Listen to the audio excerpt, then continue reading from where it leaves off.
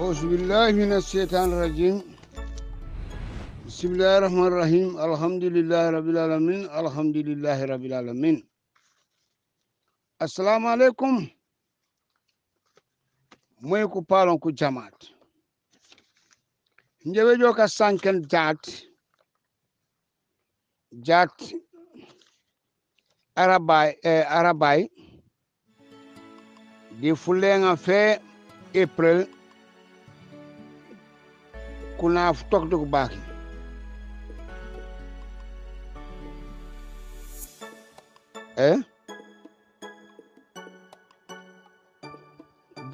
jat mercredi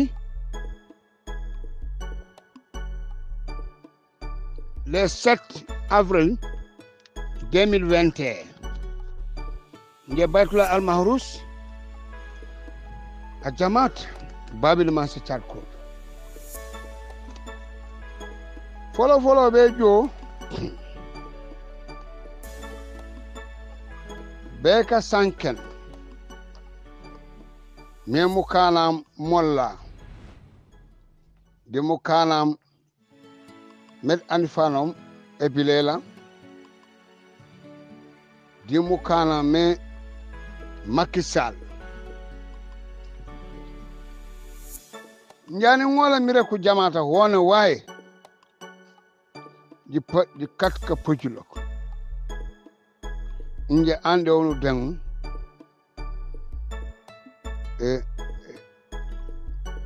nje mali ma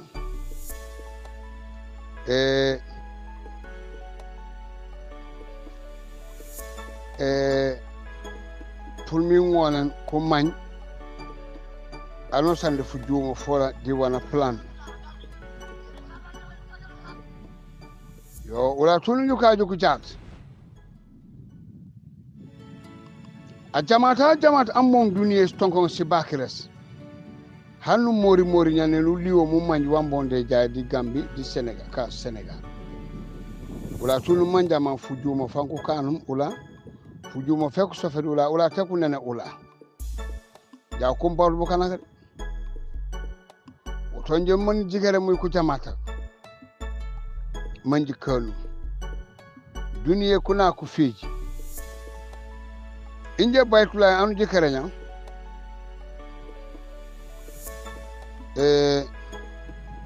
mdeli faliliadi mansalo di horma imam musalil muhammad sallallahu alaihi wasallam ijebere walma me weka sano ni regu me wano jike jat Gambi mayonya jat Gambi tumale yanko regu be barani fana tu kasano bulata beta jama tawre bare wano sano leto yo jat urego jabu kan kolla ka jupe no ku jukeri ka sankana kumbo baja anosan na maman fujuma fola tena o kate emite emangul boluso wala president jamme ya jamme hanba jamme ba sankana bola kuma me arunga anamite wune kawno ko fankole mi woni regu manji jam ko mi kanudo manjam president jamme fango wana sanken no jat wombon kabachaka kuma ne dum ko ko mamman bulepto manko kajen bu kalak ko pour manko si posa soli rek bare ku tikeri agenda elegen ko nan ku jame an ku sale an ku bujun dak ya jijano non ute president jame wana sankenu manji jam ngani yala ya nabanyo dimo not even the biggest angle just angle and then you look at the way it is you realize that in fact they didn't even buy the wood they use local people to cut this mahogany. It is untreated. They've nailed it there, and now because of the rate, most of them have bent, and most of them have broken down. I know now. It if you cannot go there, I say I came to tour, and that's why I'm wearing military boots. I said, look, I came to see. And what I saw was depressing. You see, before you die, you're going to pay for this. Even without me touching you. Because it's not me you offended your own people. You are taking Gambians backward by your greed. You're going to pay for it. Allah is not a God that is unjust. But Allah doesn't like injustice. You are paying salaries. And then $25, which is not only a day's per diem, to go to a stupid workshop. But if I look at you, it doesn't mean I'm talking to you. Can you imagine $25 you go right to the World Bank? $25. But even if you were to ask a high school student would have given it to you. The machine was live for 6 years. But of course, it's not only agriculture. RVT, we had a $4 million machine that needed $2,000. One needed only $1,500, and it was in the store for 7 good years. It has to take Syrian doctors to put those machines to save lives in this country. I used my own money to buy 25 oxygen plants from Taiwan, because we used to buy oxygen from Senegal and elsewhere. Within 6 months, all those oxygen plants are gone.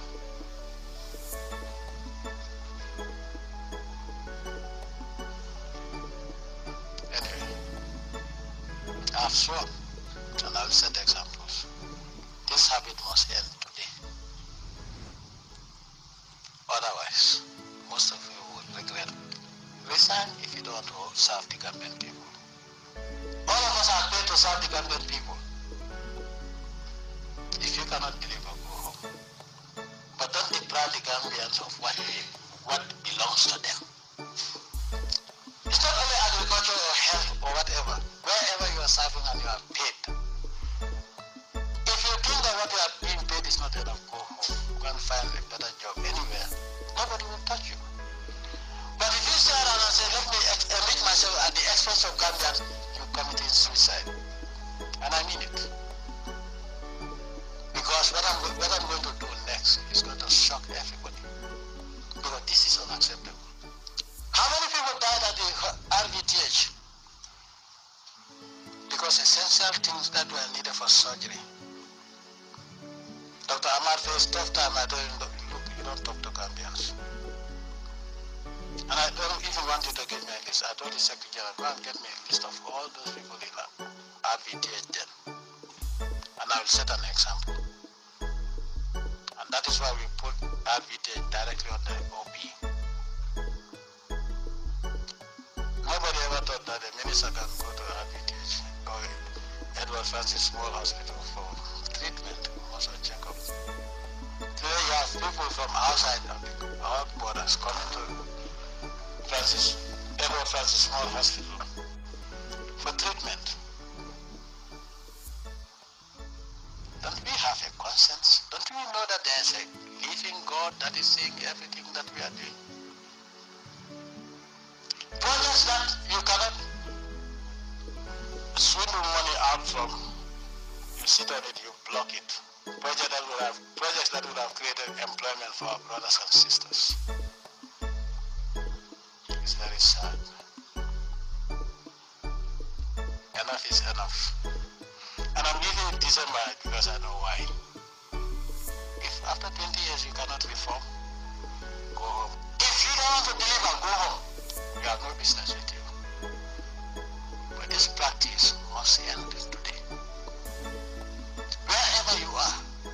be it in central government or in the parastatals, we are not going to accept this. For parastatals, as from today, gone are the days that you only work for your salaries and allowances and travel expenses. You are supposed to make profit for the government so that we can use those funds to supplement central revenue. Not for you to make just enough. And I think you've done a good job because you've never gone sort of paying your salaries and allowances and so-called training. Finally, let me warn you. I think we all know the cost of attending the MDI and the cost of attending UTG. So if you expect me to approve any so-called training of 3 days, that will cost more than $30,000. Forget it. I wouldn't approve that. 2 days workshop for $30,000 or more. If I'm sorry, it is 124, and then you say it's at no cost to government. You attend the workshop and when you come back, you don't even report. And what you learn in that 2-day workshop is not even reflected in your performance when government has paid a lot of money. So don't even bother yourself, otherwise you'll be asking for trouble. You say it's at no cost to government. Then you ask for 2 days travel time. One thing you are forgetting is the fact that the days you are absent from work is a cost to government. You don't know that. And then the Ministry of Agriculture, some officers had the guts to write just this last week to say they want to go on a study tour of St. Louis or whatever. You are aware of that point? Also, the minister is not even aware of that. Thank you. Study tour. What do you want to learn from St. Louis? A semi-desert area. Best practices. For how long have you been farming in this country? How do you go to anywhere to know what to do in Sako? And who is there? The Canada, because that the ministry were talking about 11 million. He was able to unplug it, rebuild it for $150,000. He didn't go to any agricultural school. So where do you get those figures from? And then you want to go to St. Louis to best practices. What is going in the desert? Is it going in the Gambia? What are you going to learn from there? And then they say, oh, farmer. And you look at the list. So I think the way Senegal, I will close my eyes to it, make a big mistake. And some of you solicit invitations to conferences that do not concern you. I know what is going on. Each time they invited, I find out from it. We use a different country to find out how people get to that conference. Most of them are commercial.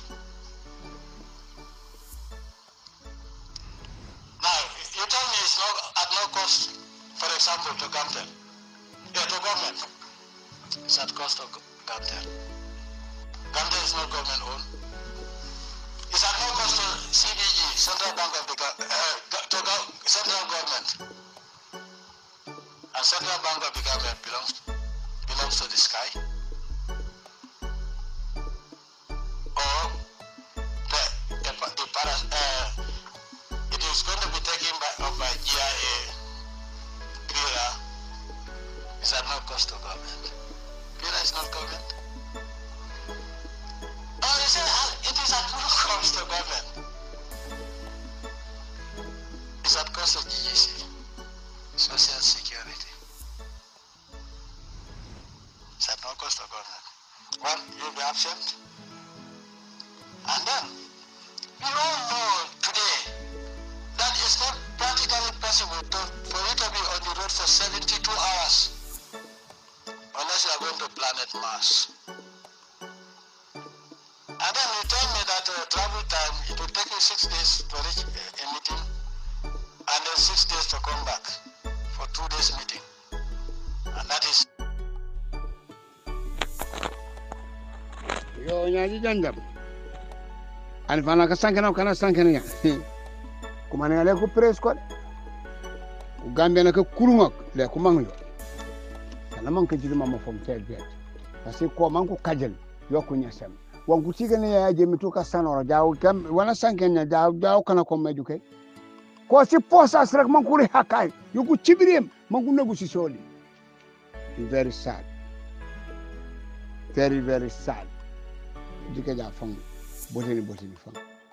pare ni mposa lolo ko yoko mange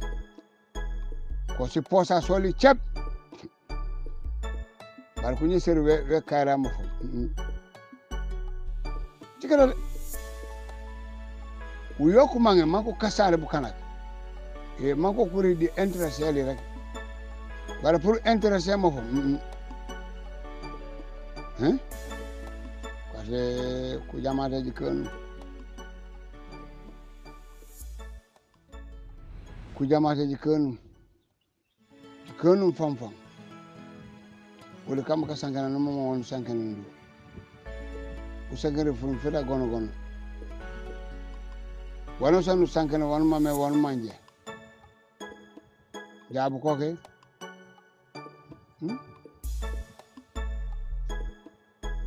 kare duniya foji kanunde ka sankana ku sumu ulu ko bo sankande di janjanji jamul pura go manji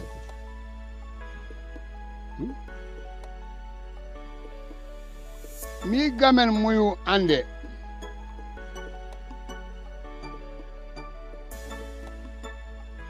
omo ande boko ke jajil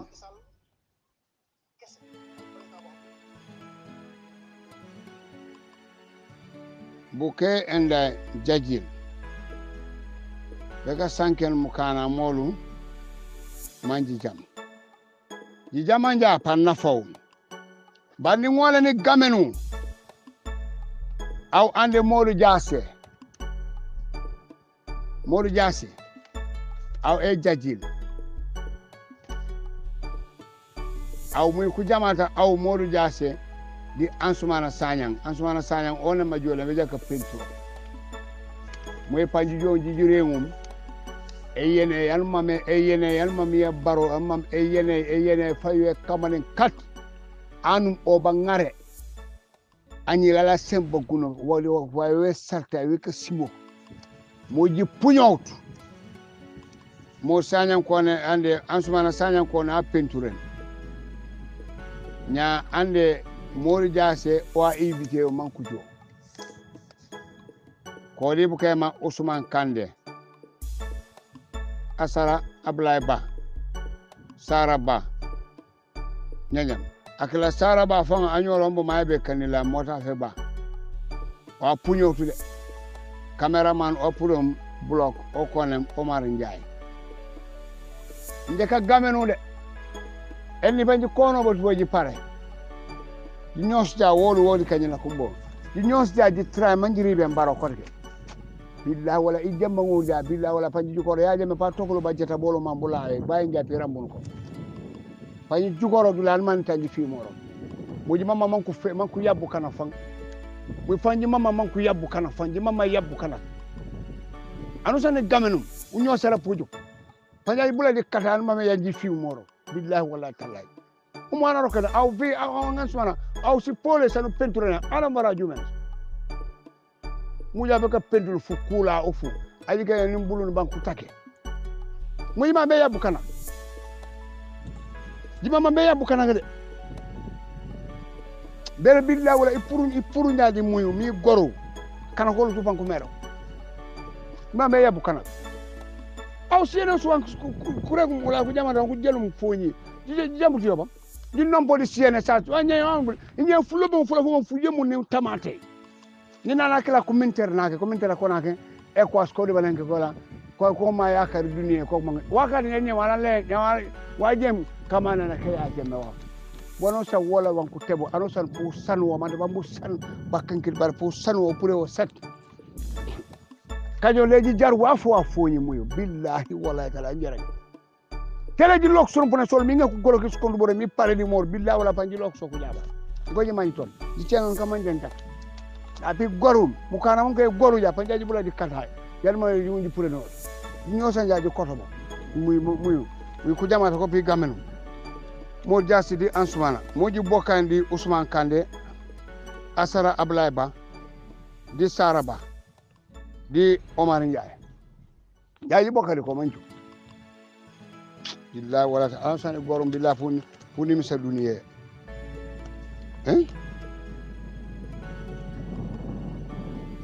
Uma wadi mo hanji wono rifanji punyeri fale ji manme buka kan digal ani na ma jombe baba tiarasi nana yaaje me masa kundala sofo koku teko akila fanga fola fuyiteri ay ma ko musal ku tek man ko ma fanga fola fuyiteri ay ma baye bari jige nane ha o fanga fola fuyiteri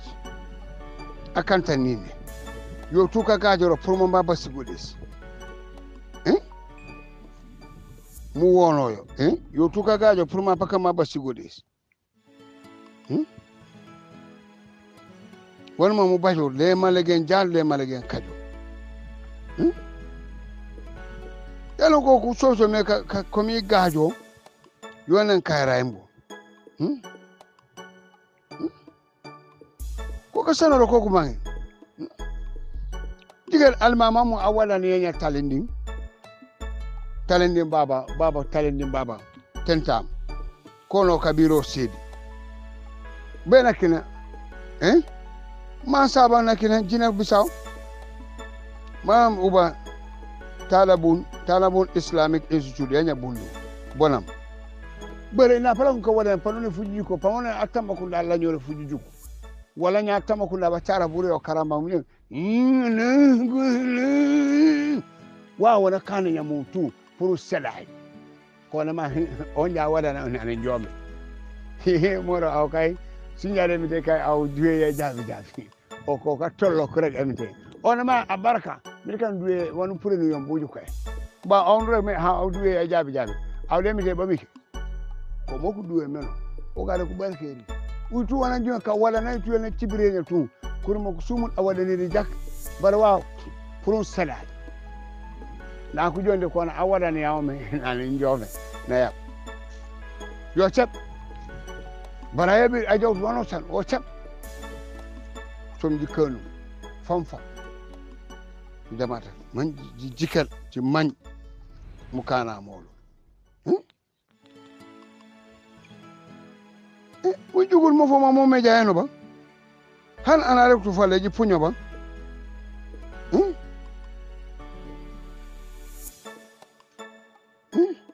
dige mo kone human rights lawyers kone ayma Isa Fall Banka Mane Saliou Fall Madi Jobate di ba tambilu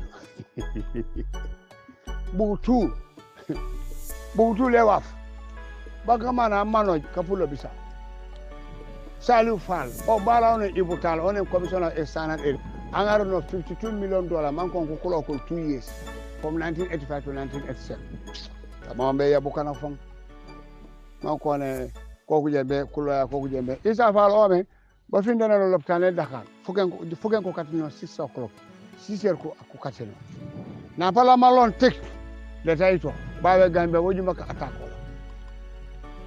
lopitane aw jaar amanjut ngona la ko ma sata banakila jaron tu o ejata la ko barka branda mamantun duniyala mamantun duniyala manju duniya mana jemeno asula alaken fan asana ya ka gonjo kala ko deron pul o pamba jom jama ba cibri Gambia asula wallahi diga jado kanu mudu afon min je wonom asulaw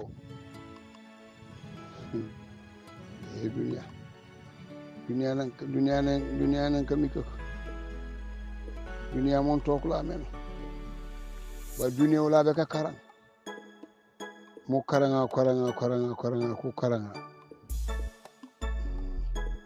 karanga mo juka tu ebite yo emoriut o juja ne kan wana pour mo ngonu manjora emjere ta man sakila aji men foka emite wano sana kane baba dalila ebo wanaka nyaji jando no akila Isa Fall basankena bola banakila jaron tu bare jono Gambia o min eron han ono baw tuna fisu yara bunela mambaren kan bare Gambia le taren kan jono baytula rege bana tambalenya tu bobo bare Gambia bola taren kan jante no lo manare gum fanga fola eno ma introduce soro Gano. Assalamu alaikum képp ku ñuy seetaan maa ngi leen di nuyu si seen tur ak seen sant maa ngi tudda Essa Mbye Fall man nag yàlla wërsëgee na ma doon kenn ci ñi nga xam ne tànn nañ leen ci ñi ñuy tudda ñe góor ñi gën a xarañ mbaa ñu fi gën a liggéey ci at bi su dee noonu lañ ko mën a waxee maa ngi siy sant yàlla bu baax a baax di si sant sumay wayjur ak suma njaboot maa ngi also jël opportunity bi pour congratulate my fellow nominees for this lofty award. I think all of them are deserving winners of this award, and I'd be very happy to congratulate any one of them or any one of us who emerges as winner. My career has been quite an interesting one. I started at AG Chambers in Gambia, moved on to New York, where I worked at the United Nations, and then to East Timor, where I did UN peacekeeping missions, and then to Rome at the IDLO, where I worked first as Program Legal Counsel and then Head of Large Projects Unit, who took me around the world, where I did a lot of justice sector reform programs, including in Afghanistan, Sri Lanka, Indonesia, and in Liberia. What experience particularly struck me that was in Afghanistan, where I had to negotiate with former Taliban members in order for them to give their concurrence for justice sector reform programs in Afghanistan. From there, I went to the ICC, where I led the Darfur investigations, and later moved on to become the senior trial lawyer or the lead prosecuting counsel for all Darfur cases. I had the privilege of doing the case against the President Omar al-Bashir, which led to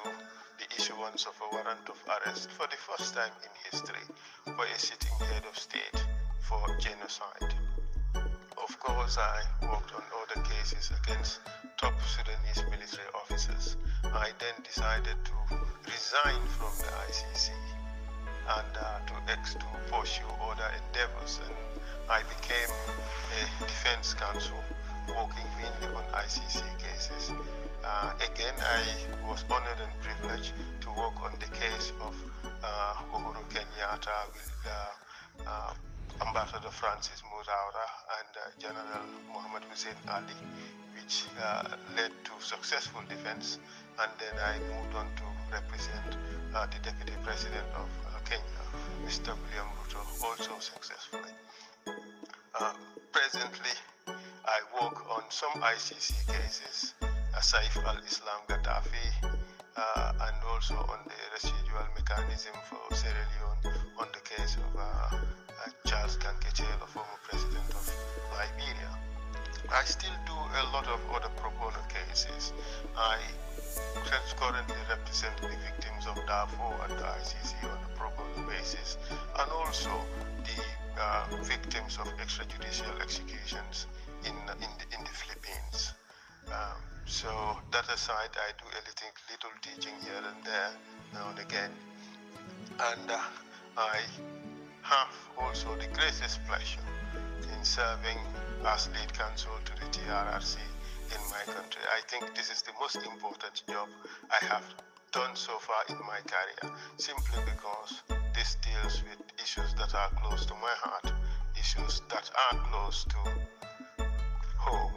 It deals with our own people, our own victimization. I am happy to be here, to be in Gambia, and taking part in really doing the most important things in this country today, which is trying to heal the nation and to bring about reconciliation and to help institutional reform and thereby help put the Gambia on a better path, the path for rule of law and the path for greater democracy. And I'm really delighted to be here and hope that many more opportunities will come for us to serve our people and to serve our nation. Thank you very much. Yo nyajanja masangana be Isa Fall.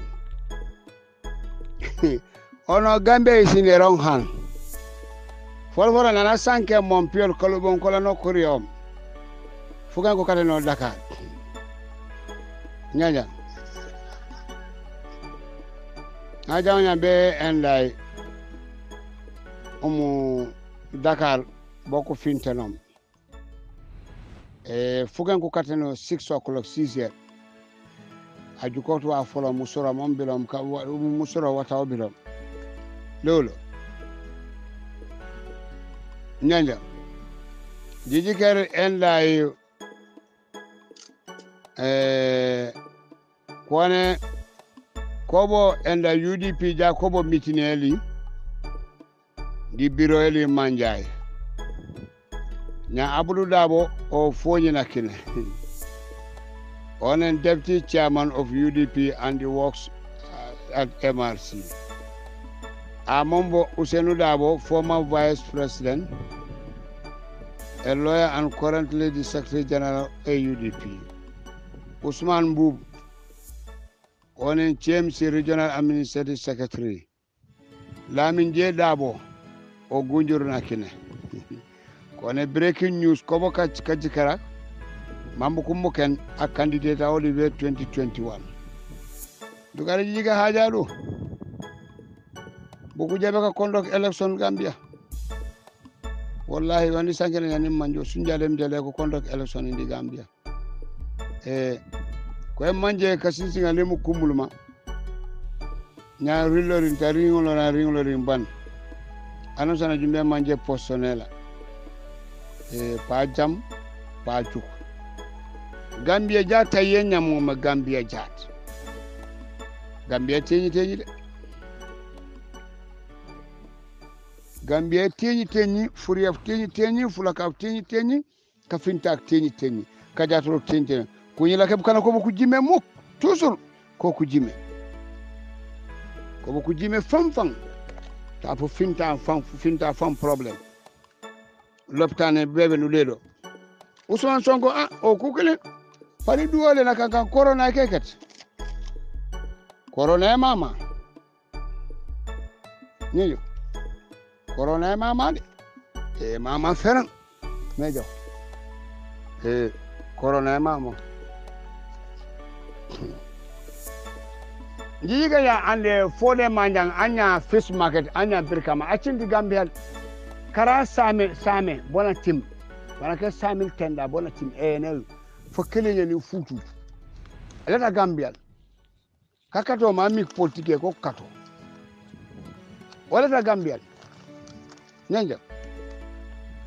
ujiga ya ande alaji mbay anya jiare buyam la kine tapo manjum eyene yoy ene yoy ulebuja ene mu fota nu ngar piragi jaat alaji mbay jiare na lakom alifana kanon commissioner for all borders mamaram boday tout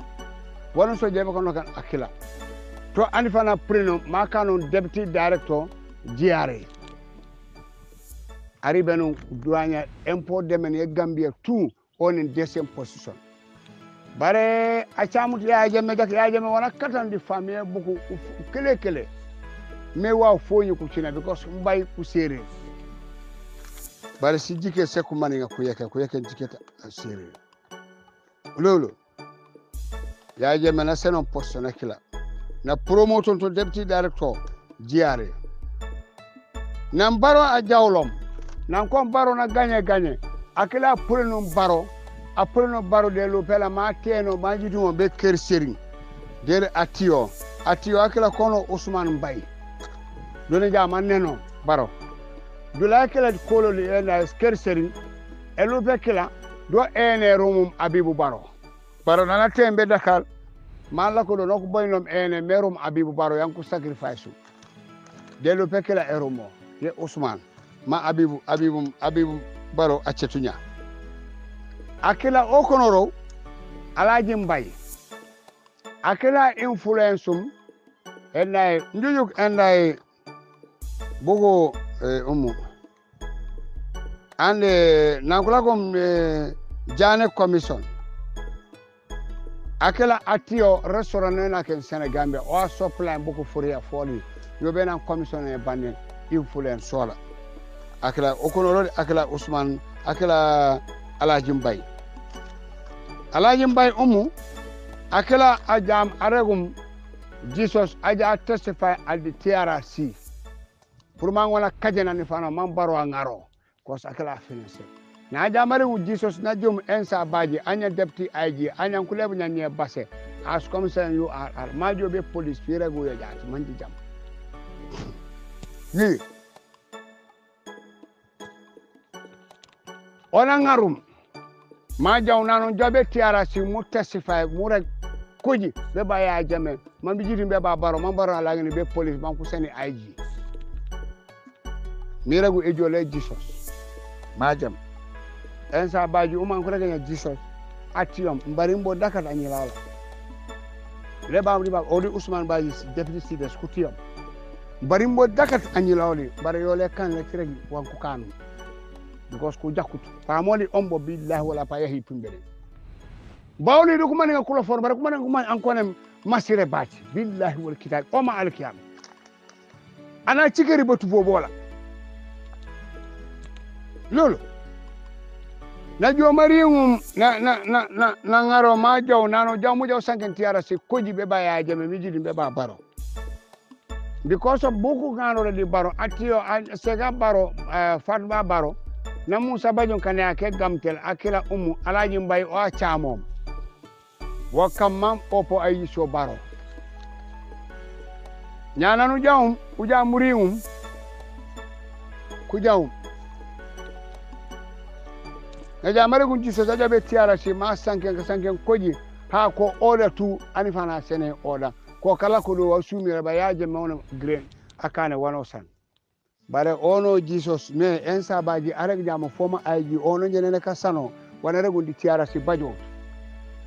akila time la fang no si bande buku sori ba konde nja anyila le akeno mto Diouf Malik Diouf afulo bare fa kana no Diouf odinje sel ko lulake usui o ba stade on to operation sanku kana ji Jesus anja ko mi jobe gambe pi la ko ma Allah ko ma mi sata de tanyoso atio manku operation to gambe de ko police di sanke nda panku ni manji man panku nyakolo jo kole manku ten sori ba konde o manku katenya ko mamani odinje aboya kilo ba sanke nanu minje mofo molo après ça on na pour un seda mofo neno bar aw nena awlata sere maarage Malik Juba le Diouf hano jukaro mame fulo bukke firdu kala kolda ni jomiri lulakom aso maregan tu Jesus ma operateur ka banun tu tak nan la ko be pour en kajo nan la ko Jesus hano ga Jesus atiom mbari mbanyi lawla neno mbari mbanyi lawla neno mbari mbanyi lawla bala abari neno nambo malino abaji nyen tem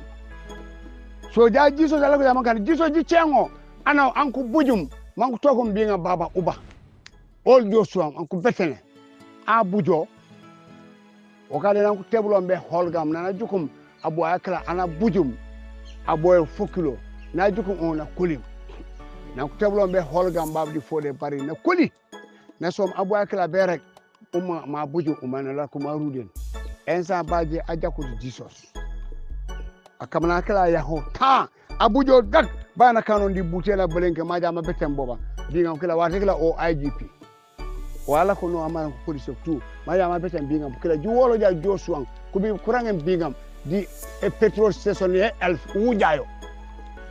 investigation kala bu ngola mekan akala kam bu lepto kala akala ensa baati ya je me fam manjo kala haka ko birito ngona ja jo mari ma san ko ma mare go sumo ja o ma finde di loptane basse ajutu ni regore muyu di kanu ya je me pato ko lakira o pato ko muyu bo jutu manji finde di loptane na kullo mu jibana no panji koy manji sata wanji kam akala rego akala alaji mbay a pusom nana sangen tiara sebana jidimo beba baro na kanu CMC na wate kala planum di Mamoud Diop CMC na Mamoud Diop obe jawrita mam ko sen ay Jesus IGP ko kala bi ta jaw ko kir abla sanum dana fafation ko sumu abla san na transfanya be basse ma jawnya be basse diga basse bana jawnya because sorry ba konde ande buku kan du Kenya omo aboyemu sila ba samate buktu ko palo ko di lamin cingom anya cingom uta Jesus aparo ko du epore non kanu mena koli ona ma wala sankena o mi pa sanken barul ko muju mena ta sanken alaji mbay ajitu mo bedo mo kano do akala alaji mbay okonoro Allah akbar kabaranda ani ne mo alaji mbay posin billahi wala ta'ala posin ja wasa ta nan kura go 6 million e pour diare bago de bukila bana ngaro ma finance baro wa finance baro patiela ma siri bago de tula pour bago de bukila abana rego ma sekala bago de bukila toni pour nem wakala de kon 6 million dollars missile at the diare office di wolo mangu teblan kono enda robbers ku jawla pedo mamme le malagen nala ma wonkum Bakar Baji America Bakar Baji ajo mangu jumeno as minister pour mangona agumbul APRC o pangole APRC ku ba barka kila APRC ku gajore ku sanore moja ma teblon Bakar Baji o pona jo marimo ma jumu o fola chef ay important mam inara mbulu asetange hanbe ja minister nene bala chima bugeur Bakar minister bala chima bugeur abari mo makela le chimi bugeur o ja Bakar kabiri temsi no na olu jume murambo o mala lege nena hey ala ko tenkon ay jumbe ka bafula le tindi aw bulo be fam bulantent le ana jone aja ko ana fonkatum awala let ana tum muneno furungof ana tobreren ko wala ko la jatu muneno do furungof e jar baju nafa oto mdi kedu manji tam ni ngoni rego me pop bere utale APRC ko be kam fon residentially som de funa ko fe artumay ko di wema groupe batia tombon jarte pankumat bor kole pankumat me ramboy pankumat APRC executive pankumat so anosan mame baytula fans crop kata moja o mat tulay ma me lok ngembilo yone lok ngela e kuma suma ya bilo nya yere mento yo kula di balata sunge fulenga fantama kuna kulatu so anosan bunyal dum ditra manji yobe som arjimale som APRC so ko gameno mamutu joji mato yankuba jemme makumbaya di gurpelo mon jijo tambu bay do njebere utale njebatla al mahrus al jamaat babil masjid assalamu alaikum baseyu aral political forum ngali konton ngali tentu ngali jayi ngamobe konton ngamini tara bunda to tilo kande tatili bulobe nyaadi alamati lo sumu yala kayra kono ami jata nge konto ke tetuke jayi ka kumandim fay isa fall ko mo kan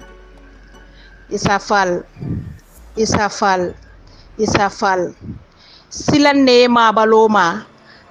silanne guwana ma silanne ye moma mi yalon ko ala silo seneyata baki Samsidine Sarr séeréer dingolon pire Samsidine Sarr nge kontong nge tentu nge jayi ndamman kilinde bari muyti mbari nge kontong ka fo mbari ko na viyo tambina nene nge kontong kasin kadim foro fele Sarr mbundu jogo fay fat sonko sera dima weskosum a barinde mati nge soto barin karolla mba mu sarlete wala nani nga sar kundaje momo ya ma doron ka podi la ko nyino ngalo nte bala mu sarlete mi yen wulu sar mbunde jogo fayla mate kon Samsidine Sarr di la nuyu rek di la santa di la gërëm rek gor pir nga do jam gor nga Essa Fall i buton press sambiti ko te ye butongo lo Essa Fall i butonga lo Essa Fall itanten Gambiyete Essa Fall Gambia banko itanteng Essa Fall i kalangolong ye tesiti isi sobo firindi ye tesiti Essa Fall momo isa manyinti ararsi bar Essa Fall isia lonko hadamadi wo hadamading il faut kumo Allah subhanahu wa ta'ala be konti bolala yomal kiyama lolon Essa Fall tele nyimu muneti ite bolo lori molu tongo no mabang ye molu dahandi ye molu bula kairo kono ale banko ta wuliyani nafikiyani hasidiyala ale man banko sambano ale ben fala wuliyala nyim bankunka Gambia banko wuliyani ne ta survive ni la andu wuliyani ne ta tinala ta nyato tonya kessa wulangole be Gambia sambala nyato ale Gambia dingol mara tonya kan barkam mara faniya kan wo botale wotilo botale Samsidine Sarr isa fatala Essa Fall Samsidine Sarr fatala Samsidine Sarr mu keleti ketan anim fulale mati amanke ke yoxote amanke keti mi yanon ko ni yabula jiyo ko na nyino ay sina amankati ketan nim fulale mu nte barinti o te sa fatala APRC dingolo Samsidine Sarr ni luwolu ya kumandi sula kana to mankuto mbenga finti min tamu Gambia to wulunga be lonnal na ali fitino je laring al se fitino tale do ko jango bula ko na ali ya suku barali be fatala nyim wandi kenni wala fay sene set adama dingo hasido adama dingo filibante no abaka sirata tay bankobe jakalo min kono bankobe situation no min kono atol bi ka wono maka banko bondi nyim bulo kono kole ya kono anima wo fero na fanko soto bar kamol suku nyokan doron kamol suku nyokan atol lañi mumuneti atol lañi mumune kusi fati fo nyindim falindiro Gambia jannene ma jolomba ali ben fala wuliyala ñu Gambia all Gambia min keja ñu Gambia ma hana talante mo keja ali fata moluma ali yalla sunguna alla salo kantendi ali yalla nembuto kantendi hadama dingo toñero mam beteya ali nga fata ño toñangola nga fata dimbalu kulukola banku dingol min ka fa nyimma sakunda min nata nyela tol ko ñu Gambia alma wo kuto teno ali banku dingol tanka ali banku dingol la fanko di la alma wo keno baral sita sinye nyinti RRC kuma be satola ali fata molu lambeluma ali fata molu la familioluma ali fata molu wulu nyoluma koni man sakilin jamani be ka duniya bande ibe bi kono sama min kana ala dronne lontara moma wolon wotali nga hakilotu nyoto birali e falindiro ke janku jamale kete jankuma jamale fota jang alko falindiro ñu Gambia ale yaya jammene sanju lulo fela bina kempala hanimbe bi jamano min to kese mambo jabato ali ma to ko ali ma melum ali sita banko dingol kungol kan ani sondo mol kan banko dingol me hendano me ko wulindino albulo kon nali podital ko ñu Gambia mala mine ke jang kantu ñu Gambia man bu kele sambanye nan jang ñu Gambia man fende sambana nyi jang olu Gambia min ke jang ñu Gambia ke balu wolle hanbe bi jamane min woto ngamira le feroke tulu bi dongo daabe serri mani boto daabe kama sukuru boto daabe kama ale ta wolle lijantenye ba ale banku dingol bule kayro soto ale kayro ngani e banko ya ni ji kayro kono banko dingol fananse kayro soto tamani kayro la nkale nako kayro man jon soto ntolle dentam bemba adama la dental islamu dinola ndende kankilungola bari manyo kanuno malla finyola karamo sira mun mo nyinti ya kon fo laban konnante adam ta dami ita mari sister woto kuwo ku dandulale bala kuwo ku kanyan da katarala ada tol kamene feti fetali ke kon wo mo laltitano koma because carte kesole be bulo kon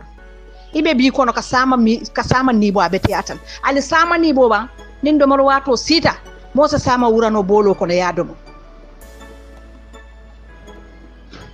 ali momo choko si jang alon ko akomo mo le bayiji atule momo ma jang koma le bala atul la sila atul la ko fon e sa falete la ko fon sila tankada bondo be kanyin jara ite la ko fon sila sofuta ite mala ya sofuta molle le fan hey mol ka kudo le mira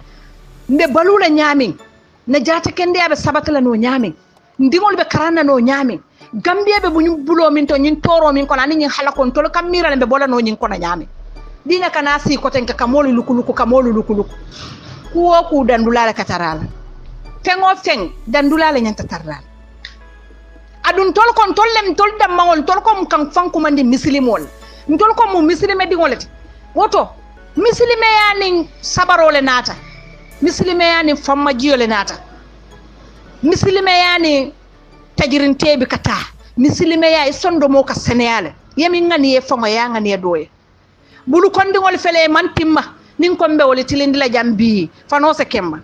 munan nan tol tenyo kanula tol kanyo komande kon tol dam mawol den tambemba adamal munan nan ten la fila nyola ku woku kanyan ne bala my friend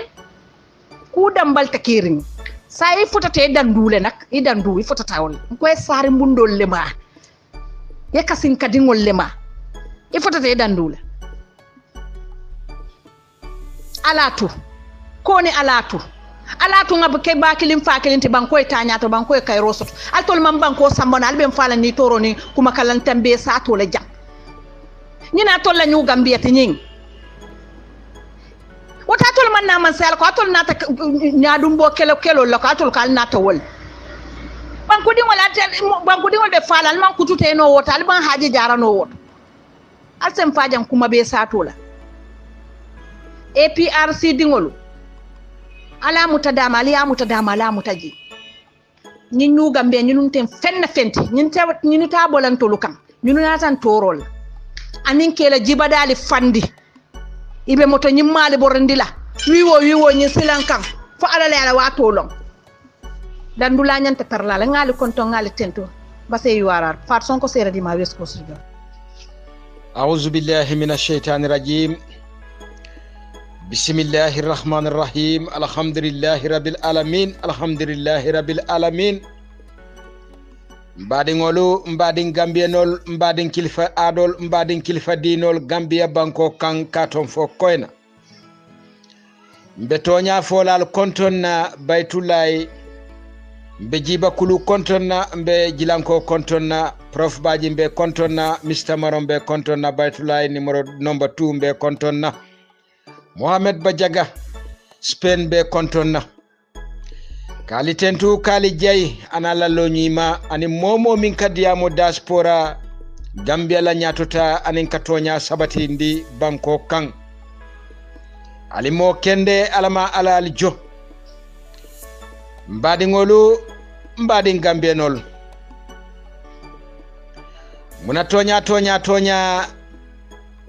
dafen kurungol banko kan ali tenkong albe fengo fen fola bitilola atolle Gambia tinya fania kono alta fola masibo min katama Gambia banko kan alimaje adun kunun aliko yaya jamme ay jongula soto yaya jamme la jongula suwato nyo fate kerim banko kan tilimbaliate kerim banko kan aliman jongla soto nyo fabe siaring banko kan yelobe bon kan nyo fabe siaring tilimbaliabe siaring Gambia banko kan altekati la katambi president ya jamme ali daha albe minna atol mun setani molom atol natani iblis la adun albe falani iblis la silola jahil kebal damma lebe sirin Gambia banko kan miliye Gambia tora faniya kono marchandise o serta albe mun jahilti Gambia atol ko president Yaya Jammeh ala jonglas wolle ka Gambia dingol fa jonglas ilbe banko kan pour ka Gambia tenkundi Gambia nol ke Gambia dingol kulu ka banko tanka nyami ya lonne mol bese tanin nake atolla jamano 2016 kana fo bitilo la aleman jongla soto ala jube mimbe tama kan Gambia banko kan jurin ya jammela wato aman soto faniya mantra Qur'ano kono Baba Ali Tenkong almanke fenti adum altefkela fenti banko kan minin tafal tonya lebe lola Gambia banko kan mbe ba jela wo tonya ji male ba sabatindila na manke man saba man sakallanke dala manso adum abe kitiyo tela wo kitiyo bina seniyala Gambia tonkon nano katon fe koina momo be abe koylela ibajela ate kumpala momo la awato sita mbadin Gambienol ali allonne ko ali kasaro leke kasaro mi ya lonne amandandula soto banko kan ya yala marsandiso ya yala motol ya yala niso ya yala nafulo ali ya be talantalan kude adum alima election win ali nata pour Yaya Jammeh nafulo ay min doku ka dundi Gambia banko kan pour Gambia la nyatota West Africa mansa mandoko ke katambi babili masa ni momo mansong ite mun jahilolom adum ni fata ibedunna jahannama katumuno mislimo minka murung aka kuriyake aka faniyake aka sidiya ndurke na fata bita jahannama billahi wallahi ali sonko Qur'ano be tonyaren ala be tonyaren mansaba mansakallanke atele duniya fene nali mambo jahili ala soma kamma albe ni misala adum aldunta ni misofo kapare adum albe ni misala alla la sur wolowlo wo fanam be ni misala ala jube Gambia banko kan bi tilola jahil kebal miliyalon ne imalla ila karam fengola miliyalon ne ko imalla ko Qur'ano mansatalla tonya ndi Qur'ano faniyatije na manke tonya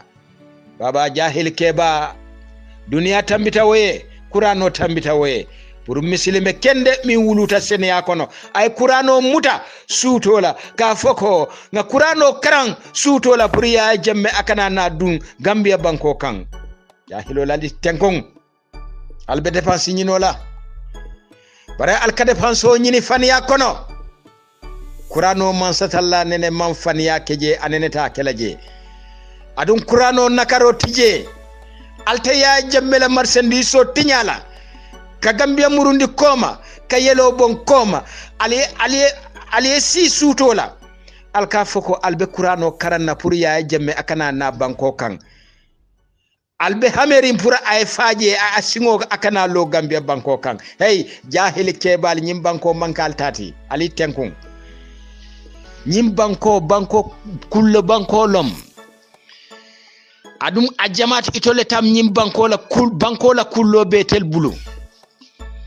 adum albe tilimbali yala banko kan Qur'ano alkamin karang suta o suta pour Yaya Jammeh akana dun banko kan alkal fan le batandi ya yala barako ya la jambando alkawle si albuka sino pour ka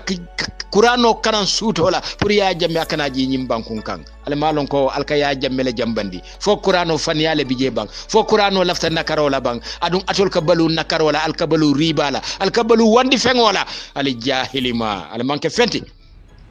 adun Allah ne tekela fenti ali tenkong banko tambita we adama barola na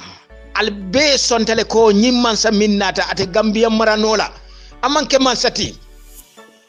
dunna state house atra akuranta pour ay banko samba hani falo fang wala fesiata nyimman sa mimbe siri woto ale falo sindije wala fesiata ali nyuf mansa kuranding sindije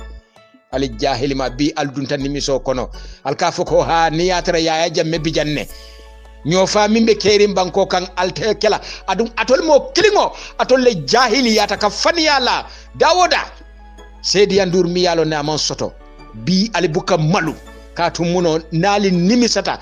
alka ku dimindingo jele alka pesali adun atul mo klingo atul mum banku kasar lati al manke banku dada lati banko fele a wafita atul la karola fatole amira ko al nyamenta katambi mulyali jiya fatole amira ko nyim banko duniya be diyala fo ay ke mandinka bankoti albe mingo minna banko kan mbali jube kan mbe futala lumbe sila albe ni misala adun alba fola ni nga lunu atra o mantra qur'ano kono jahilol alta qur'ano yofi Allah tamanya Allah nganiyo Allah miro billahi wallahi alkalandi dami albe ni misala adun alyemi sumanu ka foka muruba sang pour ka jola la dabo jindi hey ibeta mala tanjen kata fo sere kunda ite mandinka jela silo kam pour ka sadadi yala billahi wallahi nali atrainu albalo nako tonya nyim banko mandin kate bola mandi ayna Gambia banko kan afoko nyim munna banko lo mbali burkandi la jang billahi wallahi nali asoso aliyake hani ya jammela na alkamin kurkuru masatalla da malabe o kalela bare jinata kalela hadamadinta kalela wolungola mol meta ka foko Gambia abe burukala sebuto aytra sebuto dammale betara ni atra jahiliya min bal kono ni atra aliye banko dokunu sanji tansaba yatina ay banko doku ka ay banko doku nyami ali jahiliya ta kurtu fayo be diaring al ka banko la nafulo ta ka kurto fay al buka fenkata banko kan ni monata ay fenkata banko kan a fintita banko kan alko wote sele nam banko kan fo ali amina ko alla wululal wolle Gambia da wala alla mumunyol wolle tam Gambia be koyla Kasamas kana fo Gambia banko kan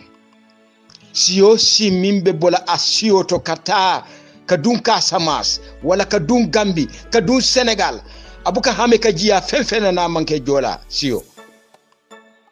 jimala ben sosola natol ko atol betiyata katambi ntol tenkunta wasatale tenkunta nsita ngali jube Allah hadume ya Allah faniya natram muslime dingo mi wuluta seniya kono abe nyinkela Allah tamanyale man beteya Allah mirole man beteya al fele banko nyin al suta karao kara al ka qur'ano karam fo fano eke pour mun dépenso bara manke pour ya kana na nyim banku kande al kal fale batandi al ka ya jamme al ka wolle jambandi bara ya jamme da fenta kale la pour ay nyim banku kan ni ya jemol be dering al salon ko president ya jamme amon wili nan ka dum Gambia banko kan jahilol milbe diamo kan kurtu faylal midbel diamo kan wo lungola albeten kunna dolbe silo nyini la ibe borla dami bara ita fola ibe jijala ka yaya wale Gambia be burkala ake sebuto ngada ha mbali tan la ko nyim banko mama nyol le tam nyim banko la albe fengo fenal be fan yala lumbe sila mbal tonyandi la mbal forlondi la mbe murula bakto di istri adiyata momo ya akuyata momo ba Gambia be murula woleto ngata doman alungo be sila aramisa buka tambi aramisa do buka na ni aramiso tambita aramisa do kana woto aliya lonko lumbe sila mbali mutala tap mbali landi la dula killing albe Gambia satala tonko nano ali min tamandi 2016 kana fo bitilo la mola bata mola balafriya ali minke ka mo fa balafriya kono ka mola fengo ta balafriya kono atol latinna nyinkuo be sababuta atol UDP mandinka kurungol miliyalo ne alima mira soto alima ali hadmeta adun alkabal wandi fengola alkalafi wandi fengola adum nendiro a jawma akabo alda kono lumbe sila aliba fola tonya manyen na electiono ridla abenin kila fangota alba fola ko electiono mo manyen na ridla ka foko Adama Barrow le electiono win atra amam banko sambano amam fenfen keno banko la kodo yaya ay min tujang atolbe tulungola alkamira ko mol mun tolelom hani kopio wole bal bulu bare originalol document so bebe president yaya jamme bulu ale banko la nafulo betinya ale mam banko control no banko fele bi momo fata itele nimisata Allah jahiliya Allah faniya 2016 ali min sambanan ali kabalu mola yelola ali kabalu wandi yelola alkabalu sacrifice banko bukata sacrifice banko dingol le ka kasara adun atol ka si aliye balu dimbala nal fatama satalla sal dundi finari jahannama kalidina fiya abadan ali tenkon ali manke fenti Allah tika aliye min fo kumol aliye min fo president Yaya Jammeh hey meta ka foko president Yaya Jammeh la dapat singo wala seniyata atolla sul worowulo wala hikmata altolla sul worowulo amman fon fe o ga sanale ka diamu adum ate folam fe pour ka nyin ko mo fay fo ñokono ala dapat singo wala fesiyata atolla sul worowulo Yaya Jammeh la kato banko kan hey duniya ton ko nano mansatije min bokela katum abina banko kan wati mina banko man doku fe man yurwa adum nasaran mama koy nal ka Yaya Jammeh nen alkalla la sul worowlo milbe birabil falaki alkawol nen ila halako e lafa bare Yaya Jammeh la barako wala be lafa la ka tambi alla la sul worowlo milbe dinko kono ani al atol fango milbe banko kan baba Gambia be bonola albe nimisala albalo nako tonya hadama dingo mi yala sino bali ka banko yayi suutola atolbe sinola nalla muso albe kurto faykan hey dindingol ka yayi suutola ay gambe yofi ay gambe jube atanya ana nanya wo be president Jammeh ka oke nali yo man sasoto al nyanto bunyala al nyanto horomala al manna fisru wala wo fisru wala wala ka gambe dingol lipa wo danko wala ka gambe dingol lipa jimalle gambe dingol karandi jimalle gambe dingol hijindi jimalle gambe dingol domorondi hey korite tabaski molbe yaje mimbe tama kan gambe banko ka woto faniya albalo nako mislime dingo amanyen na fintila ka faniya fo pour man satalla e sembe ate bala ay kukeno ate munko ate osotala faniya man da mislimo sokotuma ase da mislime dingo Yaya Jammeh albe fengo fen fola TRRC mbe ngalo ne ko jahil kebal wolle TRRC dingol wulu milkasi ibe faniyala adun kunun imabeta Yaya Jammeh la government amman nyon soto West Africa ami government bare president Yaya Jammeh ala so hikma ka banko la sada bondi banko e tenkum banko e tanyato woto atol mantra woto wala tinna banko kasarata banko murunta koma ali jahiliyata ali notale ali manke muslime dingoti ali man dina atol le kamol ne rek fatole yamira ko atole kulon katambi president Jammeh wala atole hikmata katambi president Jammeh konkoto dingo hadme dingol kurtu fayla dingol wollene man fenje adum inenefte fenje la katu muno imam wulu senya kono nakar dingol lom wala tin alnata ale banko nakari fo banko futata bitilola Yaya Jammeh manke nakar dingoti alal dingolom atol be mun nakar dingolom woto alma wulu senya kono naturally wuluta senya kono albe tonya fasala albe banko sambala al nyanta sambala la nyami banko dingol ye wasa banko dingol ye kontan al fele ani dokula al bukejo correct jahil kebal ali tenkong oga sana le kadiya mom bal dan jang assalamu alaikum wa rahmatullahi ta'ala wa barakatuh